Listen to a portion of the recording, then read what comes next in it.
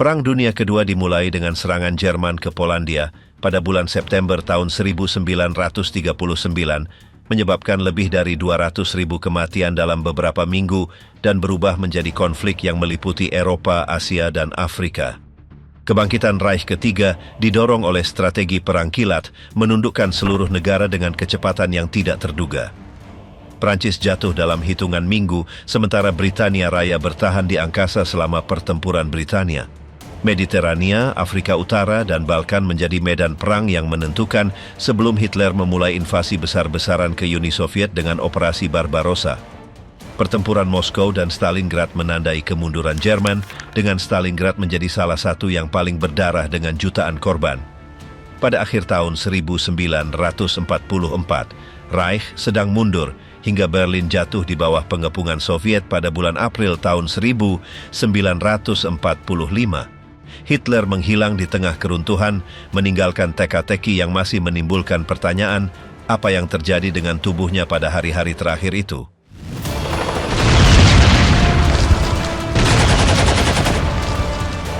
Poland yang dihancurkan, awal berdarah tahun 1939.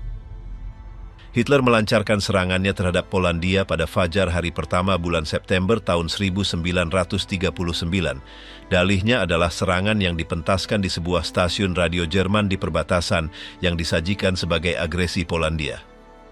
Pada hari yang sama, pasukan Jerman melintasi perbatasan di berbagai front, bergerak maju dengan koordinasi yang tidak dapat dihentikan oleh pasukan Polandia. Strategi perang kilat diterapkan untuk pertama kalinya dengan divisi lapis baja dan dukungan terus-menerus dari Luftwaffe. Kota-kota, desa-desa, dan jalan-jalan berada di bawah pemboman terus-menerus, mengacaukan setiap upaya perlawanan. Warsawa, ibu kota Polandia, menjadi sasaran serangan udara sejak jam-jam pertama, menimbulkan kekacauan di antara warga sipil dan para pembela. Komando tinggi Jerman telah mengkonsentrasikan lebih dari 1 juta tentara, didukung oleh sekitar 2.000 pesawat dan sekitar 2.700 tank. Menghadapi mesin perang ini, pasukan Polandia, meskipun berani, tidak memiliki persenjataan atau sarana untuk menghentikan gelombang pasang. Kavaleri mereka tidak berguna menghadapi kendaraan lapis baja dan sistem pertahanan mereka kewalahan dalam hitungan hari. Paralel dengan itu, propaganda Nazi terus-menerus menyatakan bahwa Jerman hanya bertindak membela diri. Beberapa hari sebelumnya, fakta rahasia dengan Uni Soviet telah memastikan bahwa Polandia akan dibagi di antara keduanya. Pertempuran-pertempuran awal sangat brutal. Kota-kota seperti Wielun dibombardir tanpa peringatan sebelumnya, menyebabkan ribuan korban sipil. Kolom-kolom pengungsi memenuhi jalan-jalan, dan pasukan Jerman bergerak maju dengan cepat didukung oleh kendaraan bermotor dan artileri ringan. Perlawanan Polandia mencoba untuk berkumpul kembali di sekitar Vistula dan Bug, tetapi tekanan musuh membanjiri setiap garis pertahanan. Di utara, wilayah koridor Polandia dihancurkan dalam beberapa hari, memutus akses ke laut. Di selatan, Silesia dan wilayah pegunungan jatuh satu persatu. Pada hari ketiga kampanye, pemerintah Polandia menyadari bahwa mereka tidak dapat menghentikan serangan tanpa bantuan eksternal. Britania Raya dan Prancis yang telah memperingatkan Hitler tidak memulai serangan segera di front barat. Apa yang disebut perang lelucon dimulai di sana, sementara di Polandia bencana itu nyata. Pada tanggal 5 September, kolom-kolom Jerman sudah berada beberapa kilometer dari Warsawa. Komando tinggi Jerman dengan Heinz Guderian memimpin unit-unit lapis bajanya menunjukkan bahwa taktik baru yang didasarkan pada kecepatan dan terobosan bekerja tanpa cacat. Pada tanggal 8 September, tank-tank Jerman pertama mencapai pinggiran Warsawa. Pemboman udara semakin intensif dengan serangan harian terhadap kota. Ribuan warga sipil mencari perlindungan di ruang bawah tanah, sementara pasokan air dan makanan memburuk. Otoritas Polandia, yang dipimpin oleh Marsekal Edward Śmigły-Rydz, memerintahkan pertahanan dengan segala cara, tetapi pengepungan tidak dapat dihindari. Komunikasi dengan wilayah lain di negara itu terputus dan ibu kota menjadi benteng darurat. Sementara itu, Uni Soviet bersiap untuk memenuhi bagiannya dari Pakta. Pada tanggal 17 September, Tentara Merah melintasi perbatasan timur Polandia. Tanpa deklarasi perang, mereka bergerak maju dalam beberapa kolom menuju Brest-Litovsk, Grodno, dan Lwów. Invasi dari timur ini menghilangkan harapan akan perlawanan terorganisir. Banyak perwira Polandia terjebak di antara dua kekuatan musuh tanpa garis mundur. Pemerintah dan Presiden Polandia menyeberang ke Rumania untuk menghindari penangkapan, meninggalkan negara itu tanpa komando pusat. Pertempuran terus berlanjut di beberapa titik dengan pertahanan putus asa seperti di Modlin dan di Semenanjung Hel. Namun pada akhir bulan September, sebagian besar wilayah berada di tangan Jerman atau Soviet. Pada tanggal 28 September, Warsawa menyerah setelah menderita lebih dari 3 minggu pemboman. Penduduk sipil telah menanggung serangan konstan yang menghancurkan seluruh lingkungan. Korban sangat besar dan sumber daya pertahanan telah habis. Setelah jatuhnya ibu kota, Jerman dan Uni Soviet memformalkan pembagian negara dalam perjanjian baru yang ditandatangani pada tanggal 29 September. Perbatasan ditarik sesuai dengan yang disepakati dalam protokol rahasia Pakta bulan Agustus. Jutaan orang Polandia berada di bawah pendudukan Jerman, sementara jutaan lainnya tunduk pada kendali Soviet. Pembalasan segera dimulai.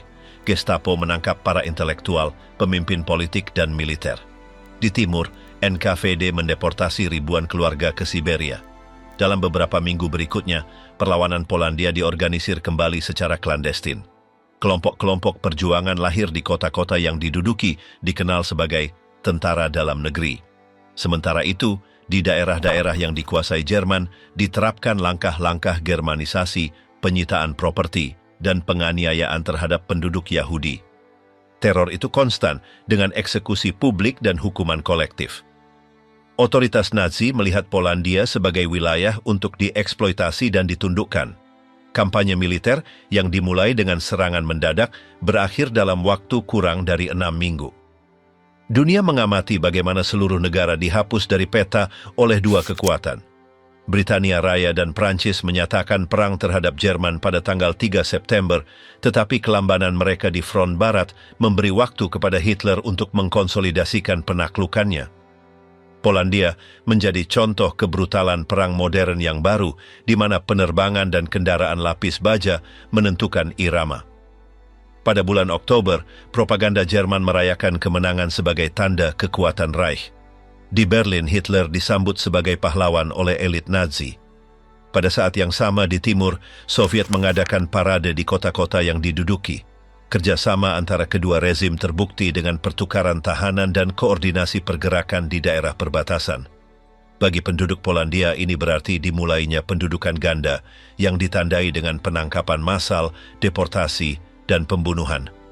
Pada hari-hari pertama bulan November, Jerman menciptakan pemerintahan umum yang dikelola oleh Hans Frank untuk mengelola bagian tengah negara itu. Warsawa berada di bawah komando langsungnya. Tindakan represif termasuk penutupan universitas, penyitaan properti, dan pembentukan ghetto untuk mengkonsentrasikan populasi Yahudi.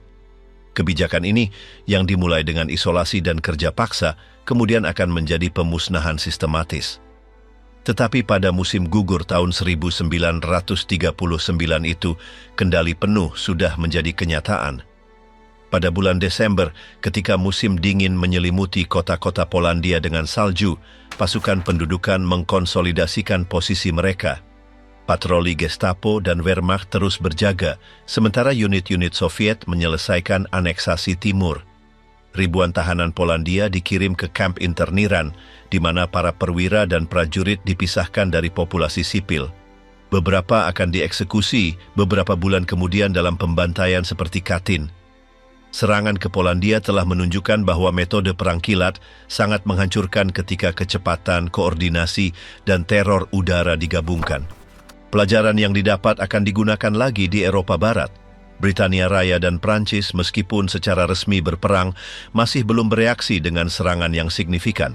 Di London dan Paris, rencana-rencana sedang dibahas. Tetapi di medan Polandia perang, yang sebenarnya telah menyebabkan ribuan kematian dan sebuah negara terpecah menjadi dua. Operasi terakhir tahun itu terdiri dari mengamankan perbatasan timur dan memindahkan populasi yang mengungsi. Di Polandia Barat, Jerman memulai sensus dan reorganisasi administratif. Partai politik dan serikat pekerja dilarang dan setiap tindakan perlawanan dihukum dengan eksekusi. Di timur, NKVD melakukan pembersihan terhadap para perwira, imam, dan profesor, berusaha menghilangkan jejak elit nasional Polandia. Tujuannya adalah untuk menghancurkan identitas negara itu.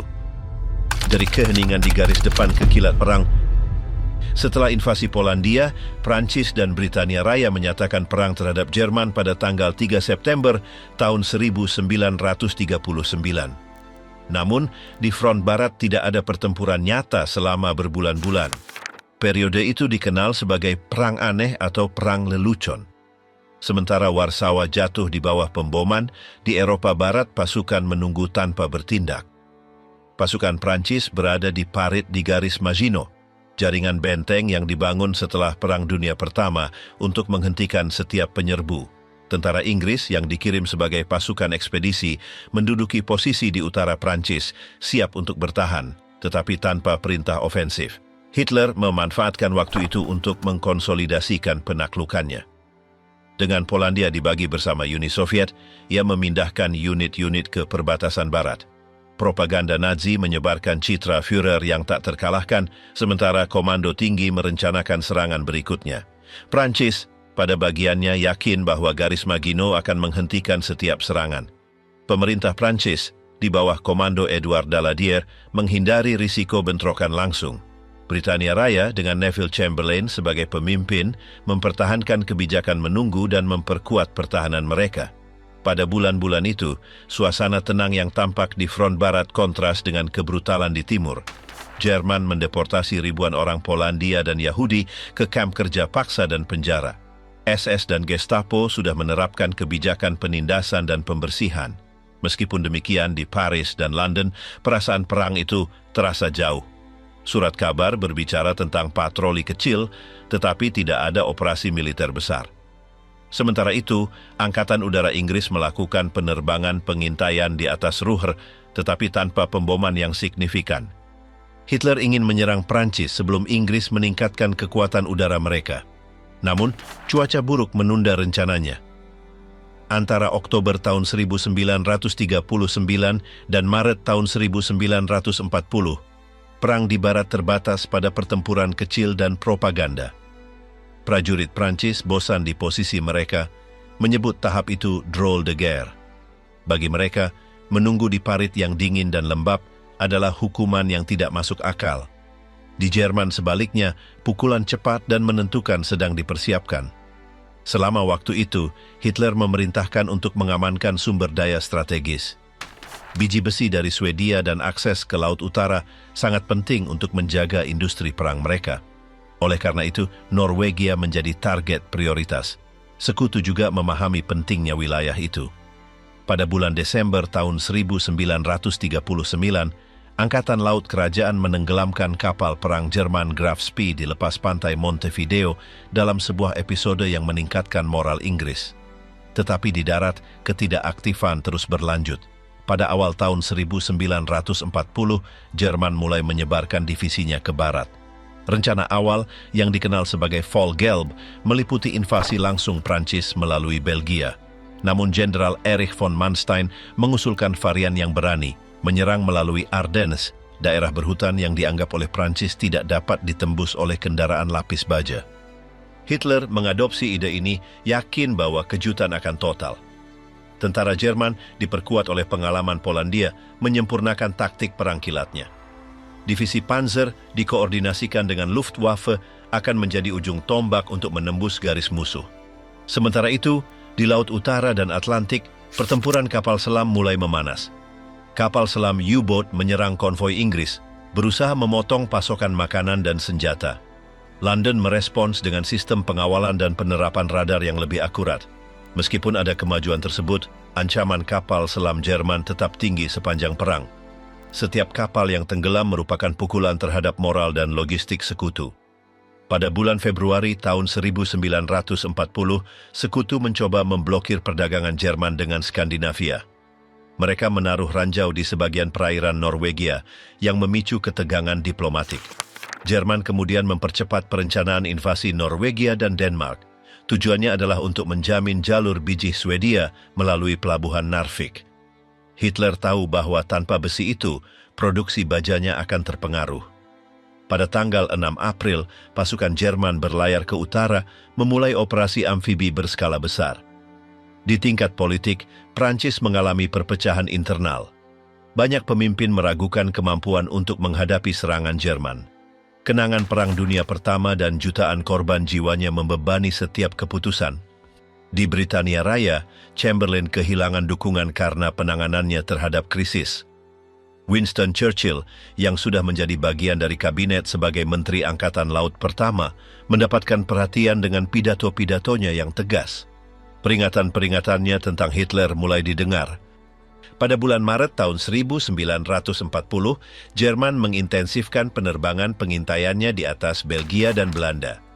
Sekutu tahu bahwa serangan sudah dekat, tetapi mereka meremehkan kecepatan dan efektivitas strategi Jerman.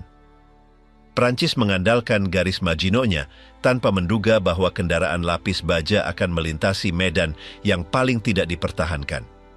Intelijen militer sekutu tidak dapat menafsirkan sinyal-sinyal tersebut. Kurangnya reaksi ini akan berakibat fatal beberapa minggu kemudian. Perang aneh sebenarnya adalah waktu yang terbuang bagi sekutu. Sementara mereka menunggu, Jerman semakin kuat. Latihan militer di Jerman Barat terus-menerus dan produksi persenjataan tumbuh dengan cepat. Pidato-pidato Goebbels membuat rakyat Jerman yakin bahwa kemenangan tidak bisa dihindari. Setiap hari menunggu menguntungkan Hitler yang mendapatkan waktu untuk menyempurnakan serangannya. Suasana di front Barat adalah rutinitas dan keputusasaan. Prajurit Prancis menghabiskan waktu bermain kartu, menulis surat, atau minum kopi di tempat penampungan darurat. Sebaliknya, Jerman menjaga pasukannya dalam persiapan terus-menerus. Wehrmacht melatih unit-unitnya untuk bergerak maju dengan cepat, menggunakan koordinasi antara angkatan udara, infanteri, dan kendaraan lapis baja. Setiap gerakan dihitung untuk mengejutkan dan mengalahkan musuh. Pada akhir Maret tahun 1940, Inggris memperkuat pasukan ekspedisi mereka di Prancis. Namun jumlah dan perlengkapan mereka masih belum cukup untuk menghadapi serangan besar-besaran. RAF berkonsentrasi pada pertahanan udara, sadar bahwa Luftwaffe adalah ancaman serius. Pembicaraan antara London dan Paris tentang serangan bersama tidak pernah lebih dari sekadar rencana. Tidak ada yang ingin mengulangi pembantaian Paris tahun 1914. Pada tanggal 4 April, persiapan Jerman hampir selesai. Divisi Panzer di bawah komando Guderian dan Rommel menunggu perintah untuk bergerak. Strateginya jelas, kemajuan cepat dengan dukungan udara yang menghancurkan dan tanpa memberi waktu kepada sekutu untuk mengatur ulang. Fase pertama operasi difokuskan pada pemutusan komunikasi antara Prancis, Belgia, dan Belanda. Setelah itu tercapai, pasukan Jerman akan menuju jantung Prancis. Periode antara September tahun 1939 dan Maret tahun 1940 adalah keheningan sebelum badai. Ketenangan yang tampak di barat menyembunyikan persiapan serangan paling cepat dan paling menghancurkan dalam sejarah modern. Dalam beberapa minggu, Blitzkrieg akan menunjukkan bahwa metode perang tradisional sudah usang. Sekutu akan membayar harga pasivitas mereka dengan kekalahan yang akan mengguncang seluruh Eropa. Prancis dikalahkan dan langit berkobar di atas Inggris. Pada bulan Mei tahun 1940, Jerman memulai serangan besar-besarannya terhadap Prancis, Belgia, dan Belanda.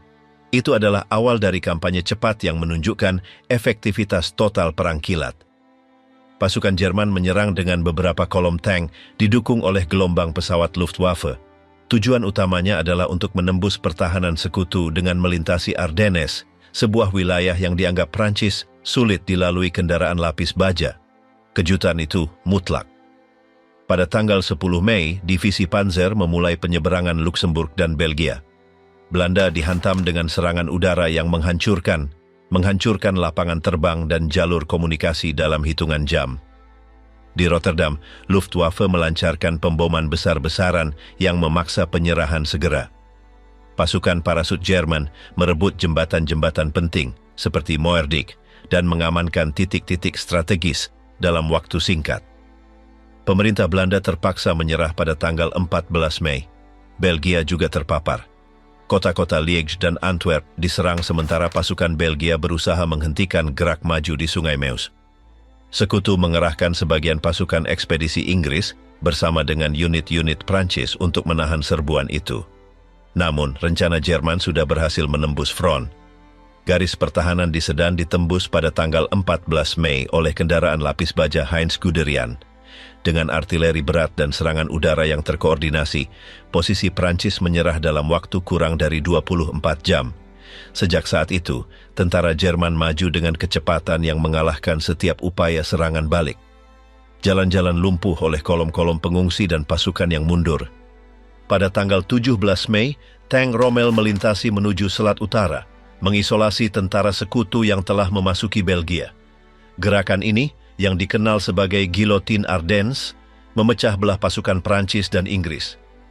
Dalam waktu kurang dari seminggu, tentara Jerman menguasai sebagian besar wilayah utara Prancis, sementara Luftwaffe mendominasi udara.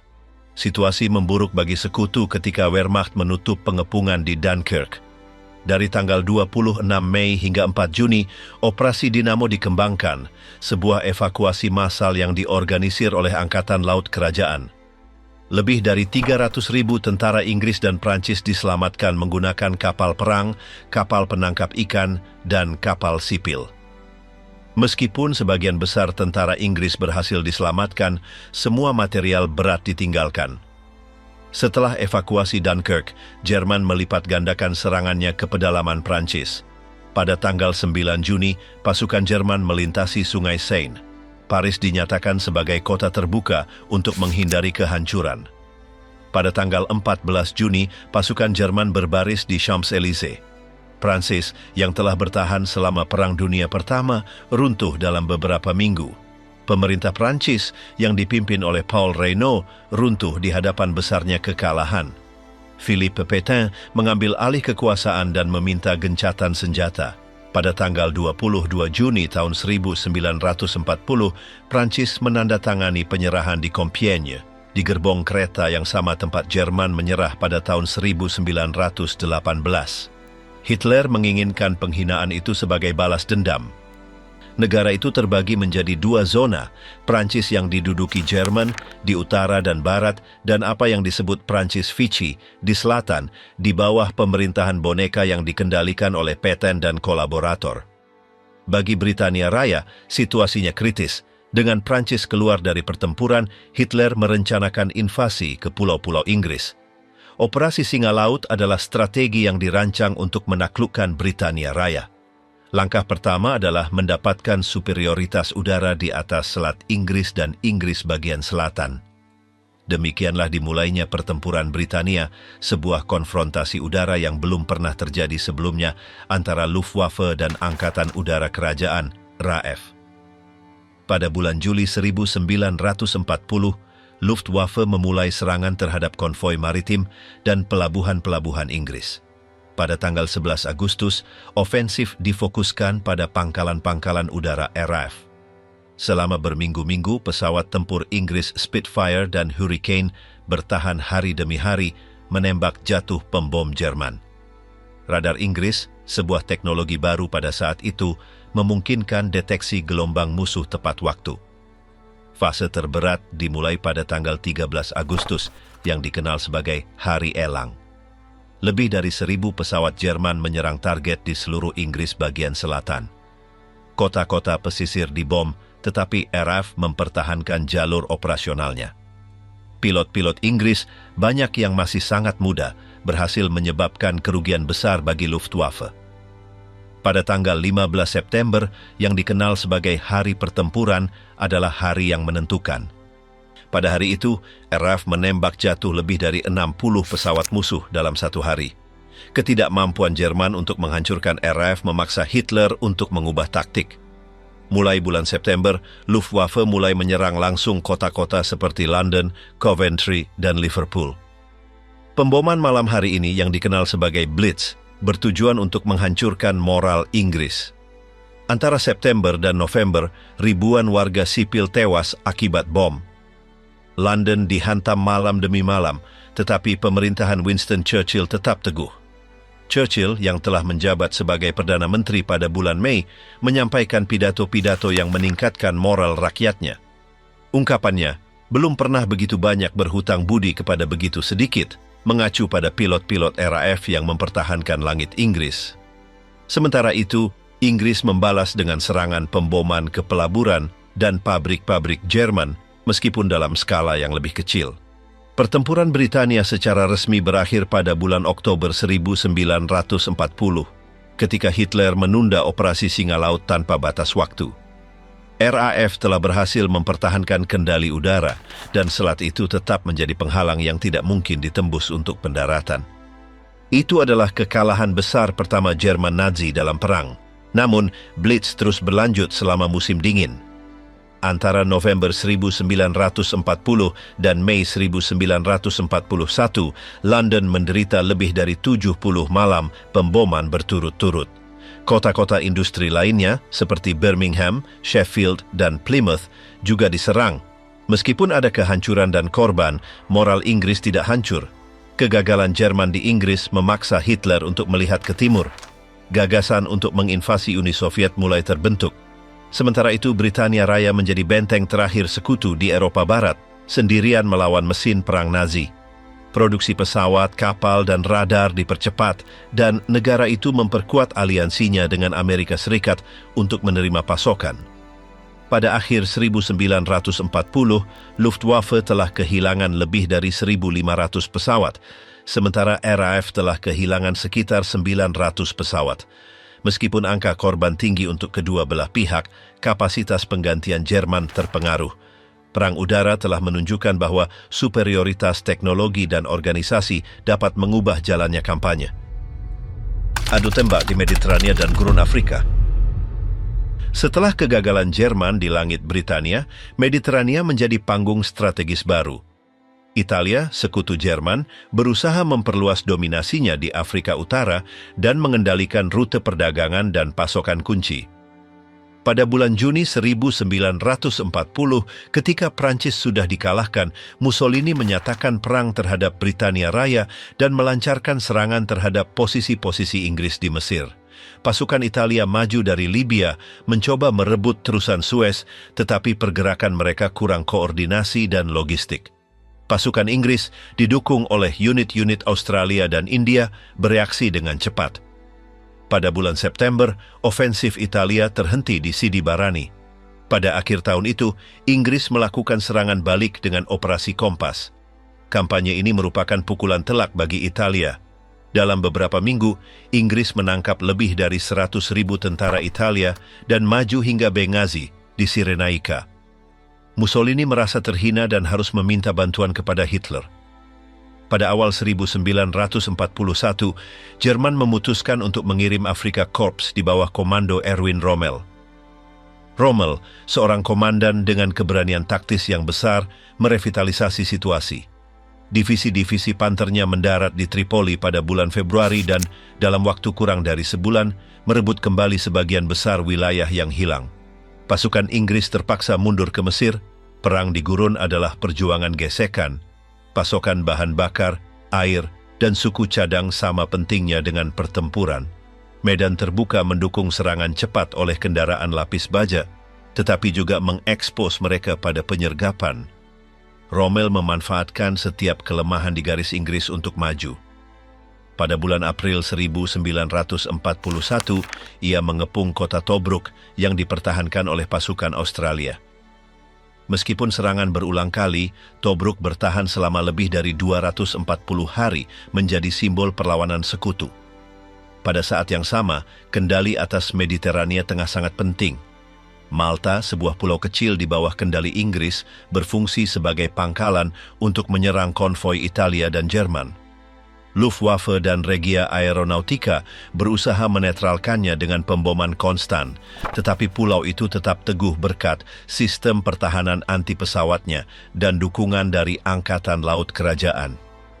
Apa yang disebut pengepungan Malta adalah pertempuran yang berkelanjutan di udara dan laut yang mempengaruhi seluruh perang di Afrika Utara.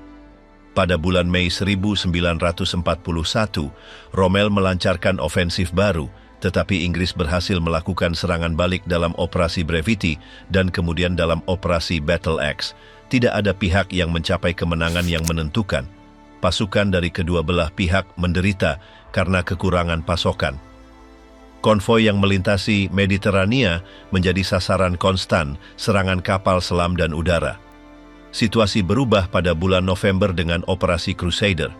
Inggris, diperkuat oleh unit-unit dari Afrika Selatan dan Selandia Baru, berhasil membebaskan Tobruk dan mendorong pasukan Rommel menuju El Agheila. Namun Rommel segera berkumpul kembali. Pada awal 1942, ia melancarkan serangan balik yang membawanya kembali ke timur. Pada bulan Juni, ia merebut Tobruk, menangkap lebih dari 30.000 tahanan dan sejumlah besar material militer. Itu adalah salah satu kemenangan terbesarnya. Jatuhnya Tobruk menyebabkan alarm di London dan Washington. Rommel tampaknya akan segera mencapai terusan Suez. Churchill memerintahkan pengiriman bala bantuan dan penggantian komandan di Mesir.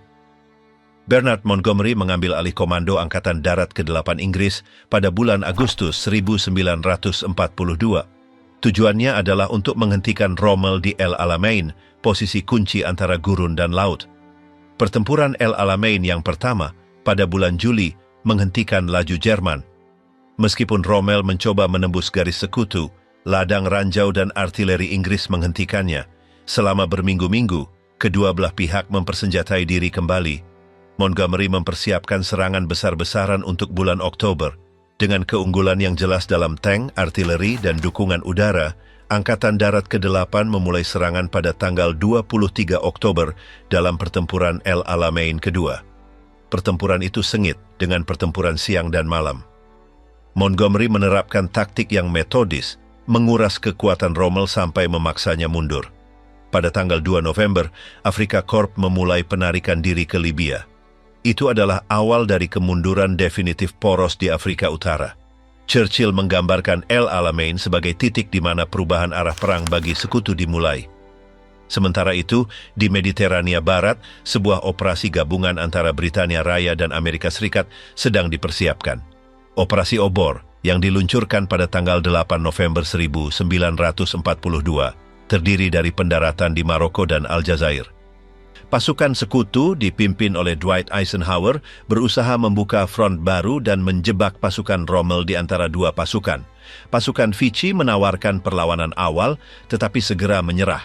Dengan kedatangan Amerika dan kemajuan Inggris dari Mesir, poros terperangkap di Tunisia. Selama musim dingin 1942, pertempuran di gurun menjadi semakin putus asa bagi pasukan Jerman dan Italia. Konvoi pasokan ditenggelamkan dalam jumlah besar oleh kapal selam sekutu dan oleh pesawat yang beroperasi dari Malta. Mediterania telah menjadi koridor vital bagi kedua belah pihak. Bagi Jerman dan Italia, mempertahankan aliran sumber daya dari Eropa menjadi semakin sulit. Bagi sekutu, mengamankan koridor itu adalah kunci untuk memulai serangan terakhir ke Eropa dari selatan. Kendali atas Mesir, Libya dan Tunisia menentukan siapa yang bisa mendominasi terusan Suez dan rute ke Asia. Operasi di Afrika Utara juga berfungsi sebagai medan uji coba untuk taktik baru perang gabungan. Koordinasi antara tank, infanteri, dan penerbangan mencapai tingkat yang belum pernah terlihat. Inggris belajar dari kesalahan mereka, meningkatkan logistik dan komunikasi mereka. Sementara itu, Rommel tetap menjadi komandan yang dihormati, tetapi kurangnya bahan bakar dan suku cadang membatasi kemampuan manuvernya. Pada akhir 1942, poros telah kehilangan inisiatif di Mediterania. Kombinasi El Alamein dan Operasi Obor menandakan awal dari akhir bagi pasukan Hitler di Afrika. Kolom-kolom tawanan, penghancuran konvoi, dan penarikan diri yang terus-menerus menunjukkan bahwa gurun yang pernah menjadi tempat kemenangan cepat, kini berubah menjadi jebakan. Barbarossa, serangan brutal terhadap Uni Soviet. Pada musim semi tahun 1941, Hitler sudah memutuskan untuk menyerang Uni Soviet. Kemenangan cepat di Prancis dan kegagalan invasi ke Britania Raya membuatnya memusatkan perhatiannya ke timur. Operasi Barbarossa yang direncanakan selama berbulan-bulan secara rahasia bertujuan untuk menghancurkan Angkatan Darat Merah dalam kampanye kilat. Idenya adalah untuk merebut wilayah yang luas, menghancurkan rezim Soviet, dan mendapatkan sumber daya seperti minyak dan gandum untuk menopang perang. Pada tanggal 22 Juni 1941, lebih dari 3 juta tentara Jerman dan negara-negara sekutu melintasi perbatasan Soviet dalam garis serangan yang membentang dari Laut Baltik hingga Laut Hitam. Itu adalah invasi darat terbesar dalam sejarah. Serangan itu dibagi menjadi 3 kelompok tentara besar. Kelompok utara menuju Leningrad, kelompok pusat menuju Moskow, dan kelompok selatan menuju Ukraina dan Kaukasus. Lebih dari 6.000 meriam, 3.000 tank, dan hampir 3.500 pesawat berpartisipasi dalam serangan awal. Jam-jam pertama sangat menghancurkan bagi Uni Soviet. Luftwaffe menghancurkan ratusan pesawat di darat, dan komunikasi Soviet runtuh. Angkatan Darat Merah terkejut mencoba mengatur pertahanan yang kacau balau, sementara kolom panzer maju dengan kecepatan yang belum pernah terlihat. Kota-kota seperti Minsk dan Smolensk dikepung dalam hitungan hari. Puluhan ribu tentara Soviet terperangkap dalam kantong-kantong pengepungan dengan sedikit pilihan untuk melarikan diri. Propaganda Nazi menggambarkan serangan itu sebagai perang melawan Bolshevisme, tetapi itu juga merupakan kampanye pemusnahan. Unit-unit SS yang dikenal sebagai Einsatzgruppen mengikuti tentara reguler untuk mengeksekusi komisaris politik, Yahudi, dan warga sipil yang dicurigai. Kebrutalan ini terlihat jelas di Ukraina, Belarus, dan negara-negara Baltik. Seluruh desa diratakan dan penduduk setempat mengalami kekerasan yang belum pernah terjadi sebelumnya. Kemajuan kelompok utara cepat. Dalam beberapa minggu, pasukan Jerman tiba di dekat Leningrad. Kelompok selatan didukung oleh pasukan Rumania dan Hungaria, maju ke Ukraina dan merebut kota-kota seperti Lvov dan Kiev. Kelompok pusat di bawah komando Fedor von Bock menuju Moskow. Rencana Hitler mencari kemenangan dalam hitungan bulan sebelum musim dingin tiba. Namun, jarak dan perlawanan Soviet mulai memperlambat serangan. Pada bulan Juli 1941, Jerman merebut Smolensk setelah pertempuran sengit. Pertahanan Soviet, dipimpin oleh jenderal-jenderal seperti Zhukov dan Timoshenko, mulai diorganisir kembali. Stalin memerintahkan kebijakan bumi hangus, menghancurkan pabrik, jembatan, dan hasil panen agar tidak meninggalkan apapun yang berguna bagi musuh. Jutaan warga sipil dievakuasi ke pedalaman negara. Perang di timur berubah menjadi perjuangan total. Pengepungan Leningrad dimulai pada bulan September. Selama hampir 900 hari, kota itu menderita kelaparan, pemboman, dan dingin yang ekstrem. Jerman mencoba menyerahkannya dengan cara dicekik, memutus jalur pasokan. Meskipun menderita, penduduk dan Angkatan Darat Merah bertahan. Sementara itu, di selatan, pertempuran untuk Kiev menjadi salah satu kantong pengepungan terbesar dalam sejarah. Lebih dari 500.000 tentara Soviet ditangkap pada bulan September 1941. Kemajuan menuju Moskwa dilanjutkan dengan operasi Topan pada bulan Oktober. 3 kelompok tentara mendekati ibu kota Soviet. Pertempuran di Vyazma dan Bryansk adalah bencana lain bagi Angkatan Darat Merah dengan ratusan ribu korban. Moskwa berada dalam jangkauan artileri dan kepanikan menyebar di kalangan penduduk. Namun cuaca mulai berubah. Hujan musim gugur mengubah jalan menjadi lumpur, memperlambat tank dan truk Jerman. Logistik menjadi masalah kritis. Pada bulan November, ketika Jerman kurang dari 30 km dari Moskwa, musim dingin tiba dengan keparahan yang tak terduga. Suhu turun hingga 40 derajat di bawah nol. Pasukan Jerman, tanpa pakaian musim dingin yang memadai, menderita radang dingin massal. Senjata dan kendaraan mereka macet karena es. Berbeda dengan itu, Soviet lebih siap menghadapi dingin. Stalin telah memperkuat Moskwa dengan divisi-divisi Siberia yang terlatih untuk kondisi ekstrim. Pada tanggal 5 Desember, Angkatan Darat Merah melancarkan serangan balik mendadak.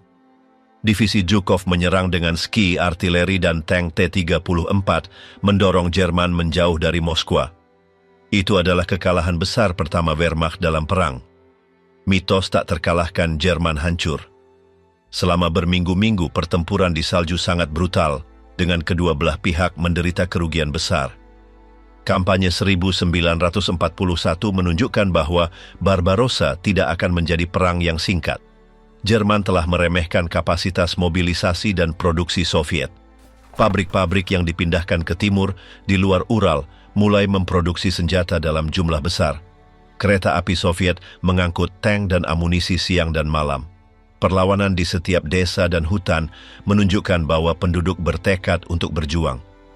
Pada musim semi tahun 1942, Hitler mencoba mendapatkan kembali inisiatif.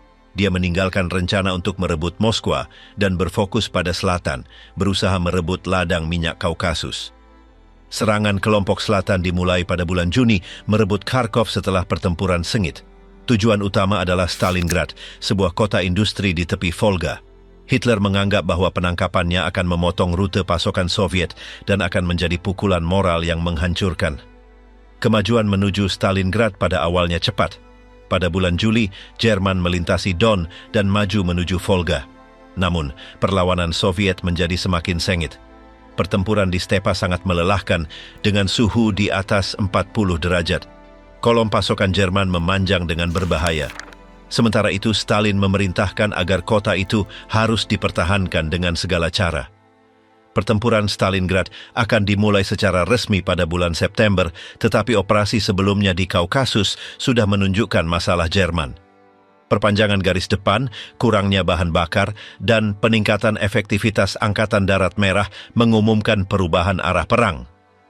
Kegagalan di Moskwa dan keausan terus-menerus di timur adalah tanda bahwa Barbarossa tidak mencapai tujuan awalnya. Pada akhir 1942, Jerman telah kehilangan lebih dari 1 juta orang di front timur, antara yang tewas, terluka, dan tawanan. Musim dingin sebelumnya telah menunjukkan bahwa Angkatan Darat Merah tidak dikalahkan. Pabrik-pabrik Soviet memproduksi ribuan T-34, pesawat, dan artileri. Setiap bulan, kekuatan industri Uni Soviet tumbuh, sementara kekuatan industri Jerman tertekan oleh perang di beberapa front. Stalingrado, kota yang menghentikan Reich ketiga. Pada pertengahan 1942, perhatian Hitler sepenuhnya terpusat pada Stalingrado. Setelah serangan ke selatan untuk mengamankan ladang minyak Kaukasus, ia memutuskan bahwa merebut kota industri di tepi Volga ini akan menjadi kunci untuk memutus pasokan Soviet dan menghancurkan moral musuh. Angkatan Darat ke-6 di bawah komando Friedrich Paulus menerima perintah untuk maju menuju kota. Dengan dukungan Angkatan Darat Panzer ke-4 dan Luftwaffe, kampanye dimulai dengan kepercayaan Jerman akan kemenangan cepat. Pada bulan Agustus, serangan terhadap Stalingrado semakin kuat. Luftwaffe membombardir kota secara intensif pada tanggal 23 Agustus, mengubah seluruh lingkungan menjadi puing-puing. Lebih dari 40.000 warga sipil tewas dalam serangan awal. Apa yang seharusnya menjadi pukulan telak justru mengubah kota menjadi labirin reruntuhan, menguntungkan pertahanan Soviet. Stalin memerintahkan bahwa tidak ada langkah mundur akan ditoleransi, memperkuat kota dengan divisi pengawal merah, pekerja, dan sukarelawan. Pertempuran pertama pada bulan September sangat brutal. Angkatan Darat ke-6 menembus lingkungan utara, mencoba merebut pabrik Dzerzhinsky, Barikadi, dan Krasny Oktyabr. Setiap bangunan menjadi titik perlawanan.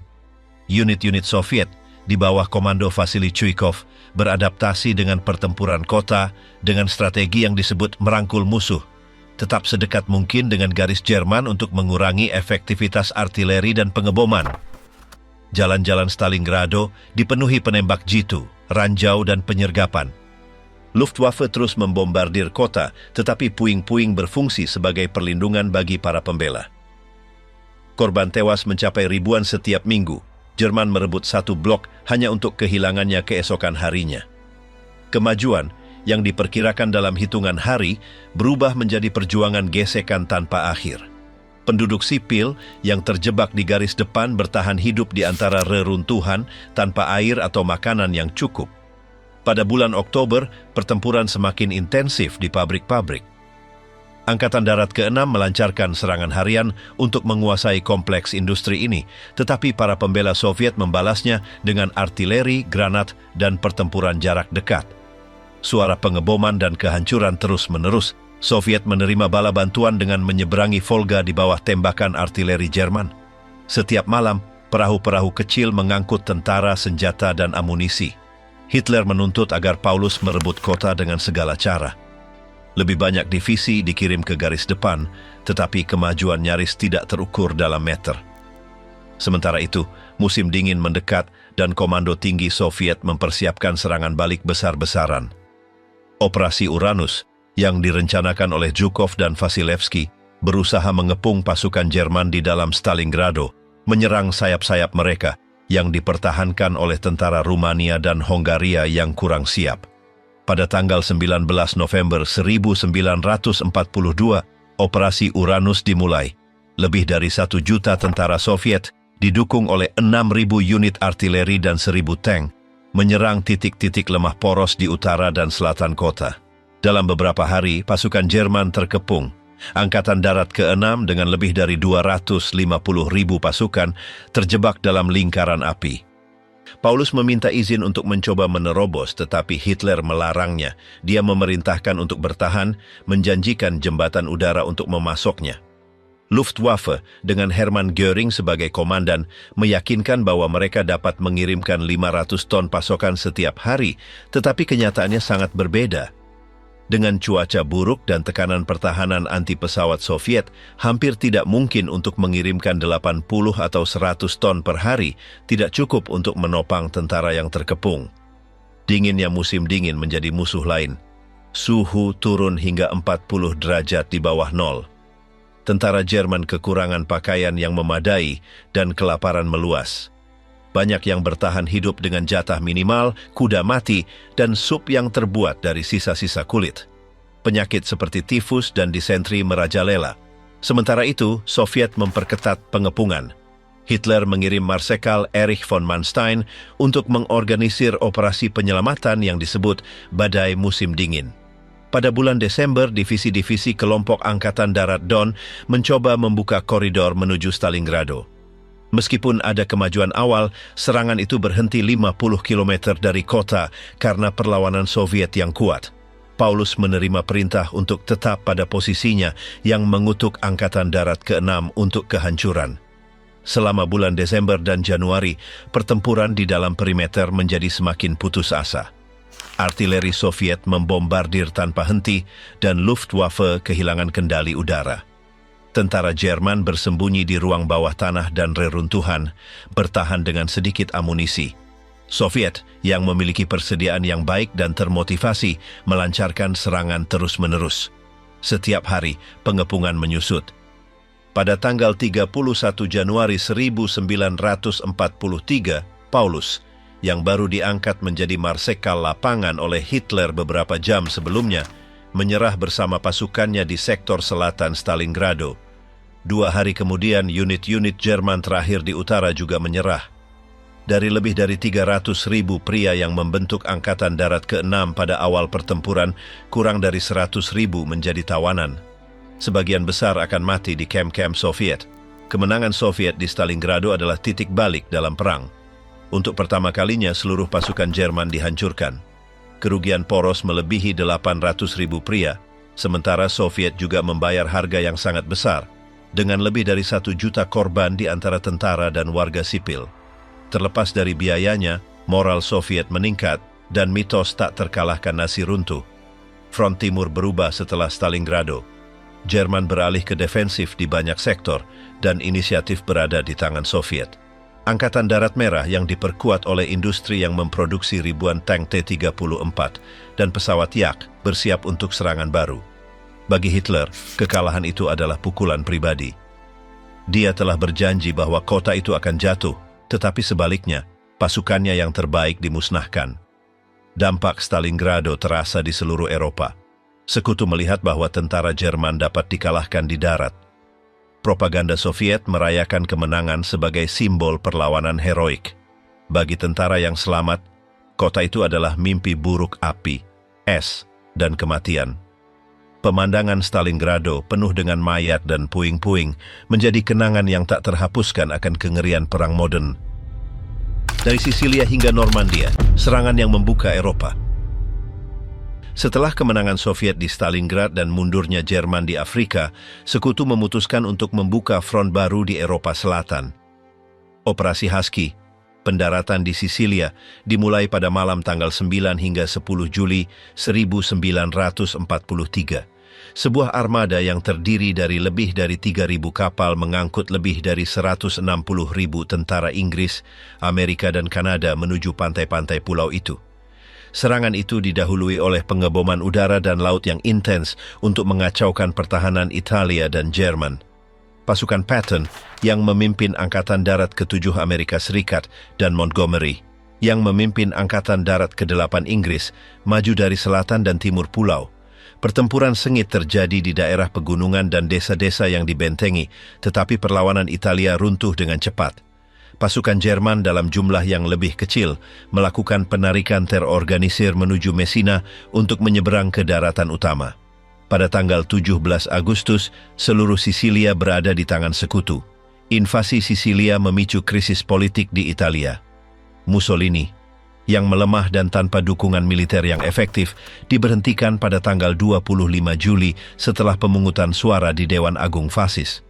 Raja Victor Emmanuel memerintahkan penangkapannya dan menunjuk Badoglio sebagai Perdana Menteri baru. Meskipun rezim mencoba melanjutkan perang bersama Jerman, negosiasi rahasia dengan sekutu terus berlanjut. Pada tanggal 8 September, Italia menandatangani gencatan senjata, menyebabkan runtuhnya tentaranya dan kekacauan di seluruh negeri. Hitler segera bereaksi. Dia memerintahkan Operasi Axis untuk melucuti senjata pasukan Italia dan menduduki Italia Utara dan Tengah. Sebuah komando Jerman yang dipimpin oleh Otto Skorzeny membebaskan Mussolini dalam operasi terkenal di Gran Sasso pada tanggal 12 September. Mussolini dibawa ke utara, tempat ia mendirikan Republik Sosial Italia, sebuah pemerintahan boneka di bawah kendali Jerman. Pasukan Jerman di bawah komando Kesselring menyiapkan garis pertahanan di Semenanjung, bertekad untuk memperlambat kemajuan sekutu. Pada tanggal 9 September 1943, invasi Semenanjung dimulai dengan pendaratan di Salerno yang dikenal sebagai Operasi Avalanche. Pasukan sekutu menghadapi perlawanan sengit Jerman yang hampir mendorong pasukan ke laut. Dengan dukungan Angkatan Udara dan Artileri Angkatan Laut, sekutu mengkonsolidasikan jembatan pendaratan dan maju perlahan ke utara. Jalan-jalan Italia yang sempit dan bergunung-gunung menguntungkan pertahanan Jerman. Setiap bukit dan setiap desa menjadi tempat pertempuran yang berkepanjangan. Roma tidak akan dibebaskan sampai tanggal 4 Juni 1944. Sebelum itu, sekutu harus menghadapi pertempuran sulit seperti Monte Cassino, di mana biara Benediktin dihancurkan oleh pengeboman besar-besaran pada bulan Februari 1944. Jerman telah mengubah garis Gustav menjadi tembok pertahanan yang hampir tidak bisa ditembus. Kampanye Anzio yang dimulai pada bulan Januari dengan pendaratan lain berubah menjadi pengepungan panjang sampai pasukan sekutu berhasil menembus garis depan pada bulan Mei. Sementara itu, di ujung lain Eropa, persiapan untuk invasi Prancis terus berlanjut. Sejak akhir 1943, Churchill, Roosevelt, dan Stalin telah sepakat untuk membuka front kedua di barat untuk mengurangi tekanan Soviet. Operasi Overlord adalah rencana untuk mendarat di Normandia. Fase awalnya, yang disebut Operasi Neptunus, terdiri dari membawa lebih dari 150.000 tentara ke pantai Normandia dalam satu hari. Pada tanggal 6 Juni 1944, yang dikenal sebagai Hari H, pendaratan amfibi terbesar dalam sejarah dimulai. Di pantai-pantai dengan nama sandi Utah, Omaha, Gold, Juno, dan Sword, ribuan kapal pendarat mendekat di bawah tembakan artileri Jerman. Omaha adalah yang paling berdarah, dengan gelombang tentara Amerika berjatuhan di bawah senapan mesin dan mortir. Meskipun mengalami kerugian besar, sekutu berhasil membuat celah di pertahanan tembok Atlantik. Keberhasilan di Normandia dimungkinkan berkat rencana penipuan yang rumit yang disebut Operasi Fortitude, yang meyakinkan Jerman bahwa pendaratan utama akan berada di Calais. Divisi-divisi penuh menunggu invasi yang tidak pernah datang, sementara Rommel, yang bertanggung jawab atas pertahanan pantai, gagal memobilisasi cadangan lapis bajanya tepat waktu. Pasukan terjun payung Amerika dari Divisi 82 dan 101 bersama dengan pasukan terjun payung Inggris dari Divisi 6 Udara mengamankan jembatan dan jalan vital pada dini hari pendaratan. Pada hari-hari berikutnya, sekutu mengkonsolidasikan posisi mereka di Normandia. Bocage, sebuah wilayah semak belukar dan jalan sempit, menghambat kemajuan. Pertempuran di kota-kota seperti Carentan dan Caen sangat sengit, dengan artileri dan pengeboman udara menghancurkan seluruh lingkungan. Tank Sherman dan Churchill bertabrakan dengan tank Tiger dan Panther di ladang ranjau. Kemajuan lambat, tetapi konstan. Pada tanggal 25 Juni, Operasi Cobra memungkinkan pasukan Amerika untuk menembus garis Jerman di dekat Saint-Lô. Patton, yang memimpin Angkatan Darat ketiga, maju dengan cepat ke selatan dan barat, membebaskan kota-kota seperti Avranches dan Brest. Pada saat yang sama, Inggris dan Kanada melancarkan Operasi Goodwood untuk menekan di sektor timur. Serangan-serangan ini memaksa Jerman mundur menuju Sungai Sena. Pada tanggal 19 Agustus, Paris bangkit memberontak melawan pendudukan Jerman. Pasukan perlawanan menyerang barak dan titik-titik strategis. Pada tanggal 25 Agustus, pasukan Jenderal Leclerc bersama dengan Divisi 4 Amerika Serikat memasuki kota di tengah sorak-sorai. Pembebasan Paris adalah momen kunci dalam kampanye, meskipun Hitler telah memerintahkan untuk menghancurkan kota sebelum membiarkannya jatuh ke tangan sekutu. Jenderal Dietrich von Choltitz tidak mematuhi perintah tersebut, menyerahkan ibu kota tanpa menghancurkannya. Invasi Normandia menandai dimulainya pembebasan Eropa Barat. Pada akhir Agustus, tentara Jerman mundur ke Belgia. Sekutu telah mengamankan pelabuhan-pelabuhan penting seperti Cherbourg dan siap untuk melancarkan serangan baru menuju Rhine. Namun, kerugian yang diderita tinggi, lebih dari 200.000 korban sekutu dan jumlah yang sama dari tentara Jerman yang tewas, terluka, atau ditangkap. Keberhasilan Overlord mengubah jalannya perang di barat. Dengan Italia sebagian besar dibebaskan dan Prancis direbut kembali, tujuan berikutnya adalah memasuki jantung Jerman. Tetapi sebelumnya, sekutu harus menghadapi perlawanan sengit di Ardennes dan berkoordinasi dengan serangan Soviet di timur. Perang memasuki fase terakhirnya dengan Reich semakin terkepung. Jerman diambang kehancuran 1944. Pada akhir musim panas 1944, Reich ketiga berada dalam keadaan mundur di hampir semua lini. Setelah pembebasan Prancis dan kemajuan sekutu dari Normandia, pasukan Jerman mundur menuju Belgia dan Belanda.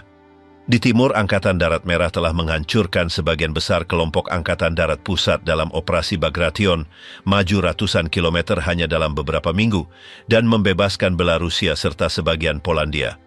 Tekanan terhadap Jerman sangat besar. Di barat, serangan sekutu berlanjut dengan kecepatan yang tak terduga. Patton, memimpin Angkatan Darat ketiga Amerika Serikat, melintasi Sungai Seine dan membebaskan kota-kota seperti Reims dan Nancy. Montgomery memimpin pasukan Inggris dan Kanada, maju menuju Antwerp dan Belgia Utara. Perebutan Antwerp, dengan pelabuhannya yang utuh, sangat penting untuk memasok tentara sekutu yang bergerak semakin jauh dari Normandia. Namun, Jerman masih menguasai muara Sungai Scheldt yang menunda penggunaan penuh pelabuhan tersebut. Perlawanan Jerman masih kuat di daerah-daerah strategis. Divisi lapis baja, meskipun melemah, bertempur dengan sengit di setiap mundurnya. Hitler memerintahkan para komandannya untuk tidak menyerahkan tanah tanpa perlawanan yang menyebabkan kerugian besar di antara pasukannya sendiri. Perang berubah menjadi serangkaian pertempuran sengit di kota-kota dan hutan dengan pengeboman terus-menerus dari Angkatan Udara Sekutu. Angkatan Udara Jerman praktis lumpuh oleh keunggulan pesawat tempur dan pembom sekutu. Pada bulan September, Montgomery melancarkan Operasi Market Garden, sebuah rencana ambisius untuk menyeberangi Rhine melalui kombinasi pasukan terjun payung dan serangan darat. Divisi-divisi udara Inggris, Amerika, dan Polandia diterjunkan di Belanda untuk merebut jembatan-jembatan kunci seperti di Arnhem. Meskipun beberapa tujuan tercapai, operasi tersebut gagal karena perlawanan Jerman yang kuat dan masalah koordinasi.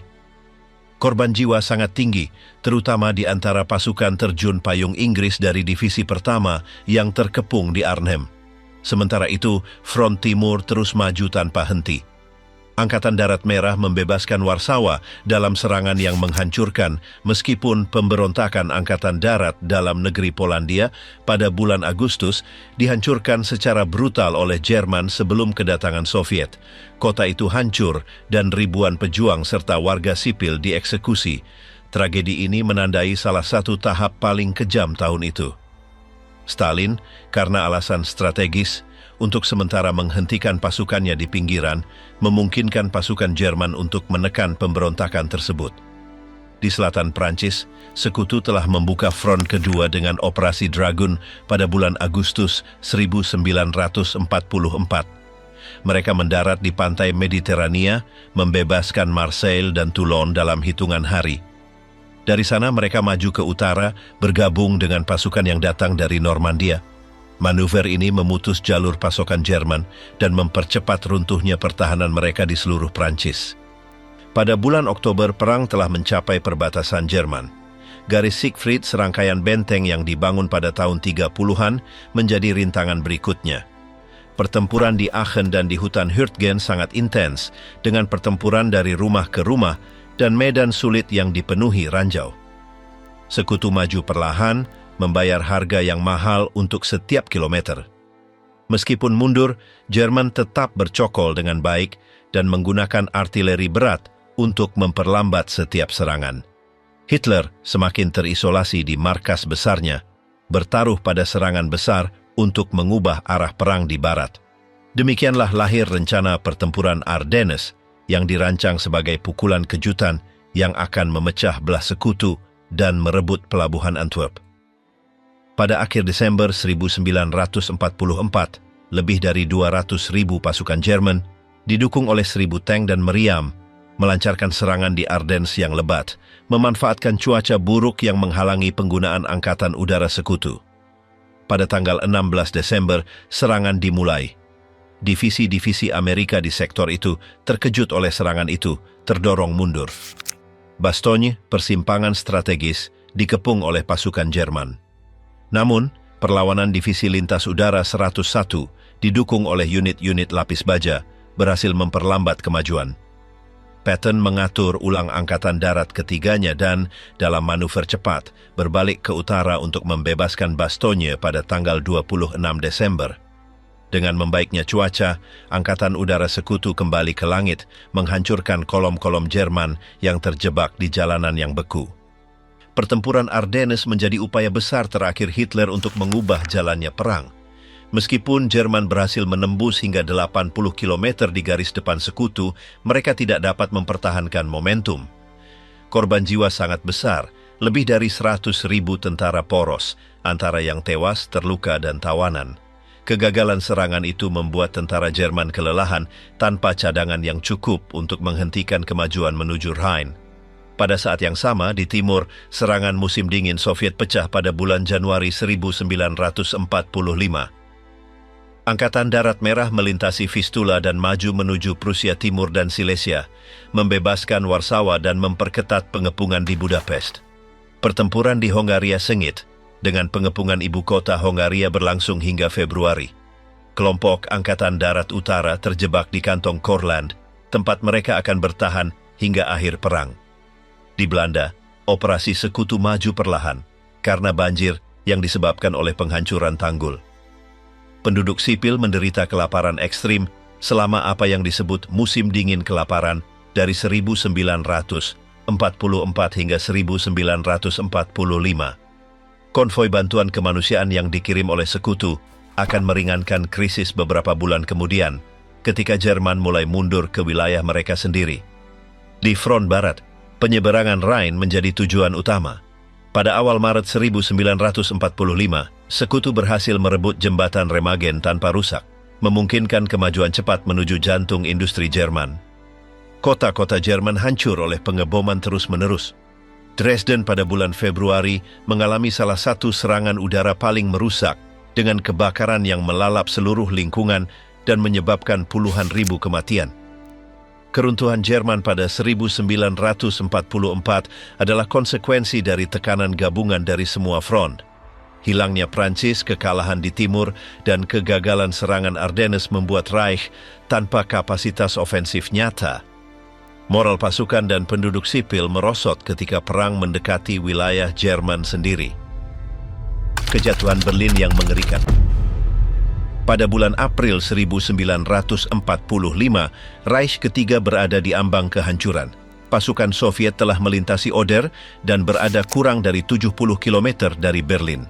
Angkatan Darat Merah dengan lebih dari 2 juta tentara dan artileri yang luar biasa sedang mempersiapkan serangan terakhir. Zhukov yang memimpin Front Belarusia Pertama dan Konev yang memimpin Front Ukraina Pertama bersaing untuk menjadi yang pertama merebut ibu kota Reich. Pada tanggal 16 April, serangan dimulai dengan serangan besar-besaran di perbukitan Silo. Lebih dari 9.000 meriam ditembakkan secara bersamaan, menerangi malam dengan badai api. Pertahanan Jerman, yang terdiri dari sisa-sisa divisi reguler, Volkssturm, dan pemuda Hitler, melawan dengan gigih. Namun, keunggulan jumlah dan material Soviet sangat besar. Setelah 3 hari pertempuran, garis depan pecah dan kolom-kolom tank maju menuju Berlin. Ibu kota Jerman bersiap untuk pertempuran terakhir, jalan-jalan penuh dengan barikade, parit dadakan, dan sarang senapan mesin. Ribuan warga sipil dipaksa untuk mengambil senjata seadanya untuk mempertahankan kota. Di bunker kanselir, Hitler, yang dikelilingi oleh para loyalis terakhirnya, terus mengeluarkan perintah yang tidak realistis. Masih percaya bahwa perang dapat berubah arah. Goebbels, Bormann, dan para pemimpin tinggi lainnya tetap bersamanya, sementara kota itu dikepung. Pada tanggal 20 April, hari ulang tahun Hitler, pasukan Soviet memulai pengeboman di pusat Berlin. Tank T-34 maju di antara reruntuhan menghadapi peluncur roket portabel dan meriam anti-tank yang tersembunyi di ruang bawah tanah. Setiap jalan menjadi medan perang, korban jiwa sangat besar di kedua belah pihak, dan penduduk sipil terjebak di antara tembak-menembak dan kebakaran. Kemajuan Zhukov dari timur dan Konev dari selatan semakin cepat dalam beberapa hari berikutnya. Pertempuran berkonsentrasi pada titik-titik strategis seperti Bandara Tempelhof dan Tiergarten. Luftwaffe praktis tidak ada dan artileri Soviet menembak tanpa henti. Sisa-sisa divisi Jerman berusaha memperlambat kemajuan dengan serangan balik bunuh diri, tetapi pengepungan semakin ketat. Pada malam tanggal 23 April, Hitler memahami bahwa situasinya tidak dapat diubah. Dia menolak meninggalkan Berlin, bersikeras untuk tetap berada di kanselir. Beberapa hari kemudian dia memerintahkan pasukannya untuk bertahan sampai orang terakhir. Goebbels, fanatik sampai akhir, mendesak penduduk Berlin untuk bertempur dengan cara apapun yang tersedia. Kota itu terbakar dan asap menutupi langit saat Angkatan Darat Merah mendekati pusat kota. Pada tanggal 25 April, barisan depan Soviet mengepung Berlin sepenuhnya. Pada hari yang sama di Torgau, pasukan Amerika dan Soviet bertemu di tepi Elbe, menyegel pembagian Jerman. Sementara itu, ibu kota berubah menjadi perangkap maut. Warga sipil mencari perlindungan di stasiun metro, yang segera terendam oleh bom dan runtuhnya struktur. Pertempuran untuk Reichstag dimulai pada tanggal 27 April. Bagi Soviet, mengibarkan bendera mereka di atas parlemen Nazi adalah tujuan simbolis. Divisi penjaga maju di antara reruntuhan menghadapi penembak jitu, ranjau, dan tembakan silang. Setiap lantai gedung direbut dengan biaya tinggi dengan pertempuran jarak dekat yang berlangsung selama berjam-jam. Pada tanggal 30 April, bendera merah akhirnya berkibar di puncak Reichstag, menandai keruntuhan definitif pertahanan Jerman. Sisa-sisa diktator hari terakhir Reich. Pada hari-hari pertama bulan Mei 1945, pusat kota Berlin telah hancur. Angkatan Darat Merah telah merebut Reichstag, jalan-jalan utama, dan jembatan di atas Spree. Kolom-kolom asap terlihat dari jarak bermil-mil. Bunker kanselir, sebuah labirin bawah tanah, menjadi tempat perlindungan terakhir para pemimpin Nazi. Di sana Hitler tetap bersama lingkaran terdekatnya, menerima berita yang semakin menyedihkan. Laporan dari garis depan tiba setiap jam. Divisi-divisi di barat telah didorong ke Elbe, komunikasi terputus, dan cadangan makanan serta bahan bakar menipis. Percakapan terakhir Hitler dengan para jenderalnya tegang. Ia memerintahkan untuk bertahan di Berlin dengan segala cara meskipun jelas bahwa tidak ada lagi kapasitas serangan balik yang nyata. Para komandan tinggi Wehrmacht, seperti Keitel dan Jodl, berada jauh dari kota, sementara di bunker suasana hati adalah pasrah. Eva Braun, yang telah tinggal bersama Hitler sampai akhir, menikah dengannya dalam upacara singkat pada dini hari, tanggal 29 April. Para saksi peristiwa itu menggambarkan suasana yang suram, dengan suara artileri Soviet yang bergemuruh di atas kanselir. Pada hari yang sama, Hitler mendiktekan surat wasiat politiknya, menunjuk penerus dan meninggalkan instruksi untuk mencegah tubuhnya ditangkap oleh musuh. Pada tanggal 30 April, dengan pasukan Soviet hanya beberapa meter jauhnya, mereka bersiap untuk saat-saat terakhir. Di Taman Kanselir digali sebuah kawah yang akan digunakan untuk membakar sisa-sisa. Pada pukul 3:30 sore, para ajudan mendengar suara tembakan di kamar pribadi. Beberapa menit kemudian, tubuh Hitler dan Eva Braun dikeluarkan terbungkus selimut. Para saksi, seperti Otto Günsche dan Heinz Linge, mengikuti perintah untuk membakar sisa-sisa dengan drum bensin yang tersedia di halaman. Asap bercampur dengan api kota sementara kelompok kecil itu mengawasi agar mayat-mayat tidak dapat dikenali. Di tengah pengeboman, upacara dadakan berlangsung tanpa gangguan. Artileri Soviet terus menyerang area tersebut dan suara ledakan bercampur dengan suara api. Setelah beberapa jam, api padam dan sisa-sisa dikuburkan di lubang darurat di samping dinding taman. Keesokan harinya, tanggal 1 Mei, Joseph Goebbels dan istrinya Magda mengambil keputusan serupa, meskipun dengan nasib yang sama suramnya. Keenam anak mereka ditemukan tewas di bunker, sementara staf yang tersisa mencoba melarikan diri dari kota yang terkepung. Martin Bormann mencoba melarikan diri bersama sekelompok perwira, tetapi akan ditemukan tewas beberapa hari kemudian di dekat jembatan Weidendammer. Lingkaran terdekat Hitler menghilang di tengah kekacauan.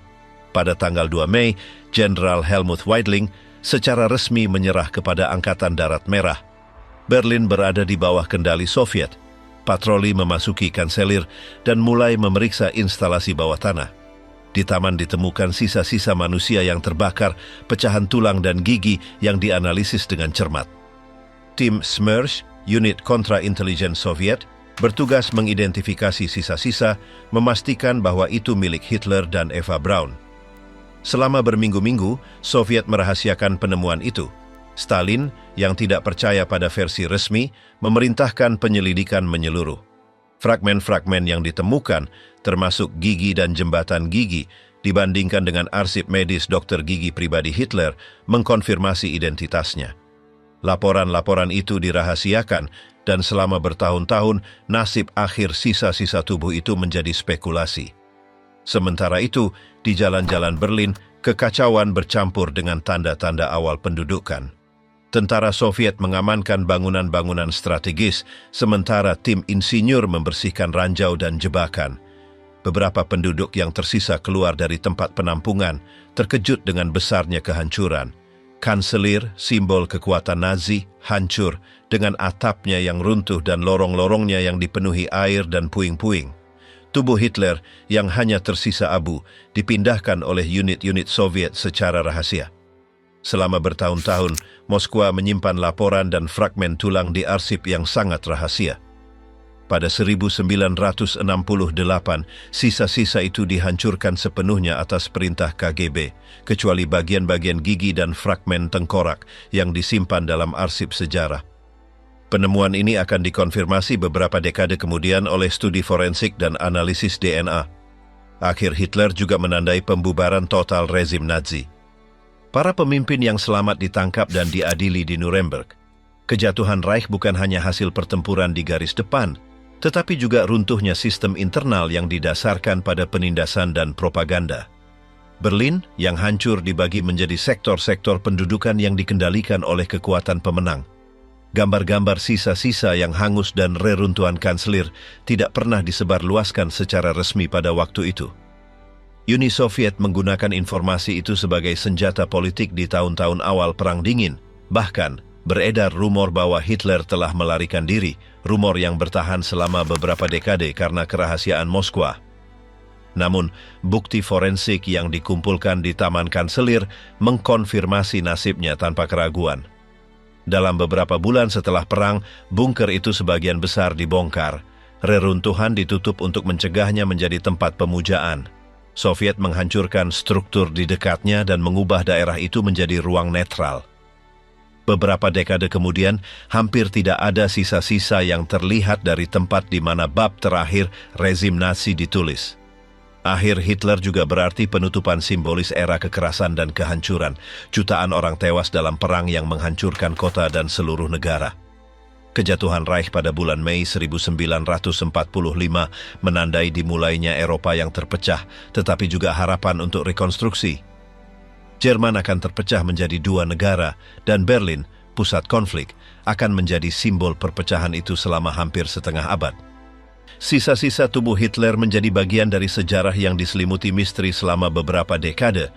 Baru pada akhir abad ke-20 dan awal abad ke-21, dokumen-dokumen yang tidak diklasifikasikan dan bukti ilmiah mengkonfirmasi fakta-fakta yang telah dirahasiakan.